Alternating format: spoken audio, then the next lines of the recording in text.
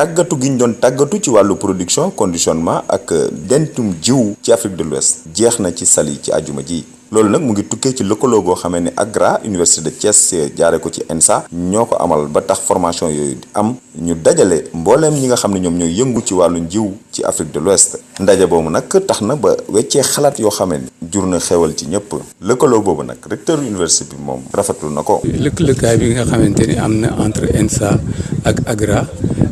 ñu def ko ci anam bu rafet dajale fii ay kàngaam yu bëri ci production semencière yu ñëw fii pour être formé ñu former leen bu baax a baax ci ñoom ci seen bopp sax nee nañu kontaan nañu trop ci formation bi donc muy li rëy ci ñun àndandoo boobu. ginnaaw fexe ba am jiw bu ñu certifié formation bi yokk na nit ñi nga xam ne ñoom la seen xam-xam màcc jëm ci loolu. ñun ENSA Université de Thiès dañoo tàggat maanaam ñi liggéey ci semence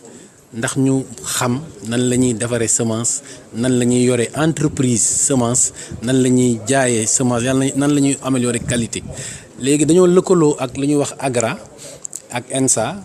ñu daal di tàggat ñu yëngu ci biir semence ñoo xam ne dañoo soqikoo ci sous-région bi maanaam ñi ngi jógee Mali ñii jógee Niger ñii jógee Burkina Faso ñii jógee Sénégal. ña fa daje woon nag seen tolluwaay ak seen xam-xam tax na ba ñu am yaakaar ni ëllëg xam-xam boobu ñu fa jëlee dinañ ko wesaare ci seeni réew.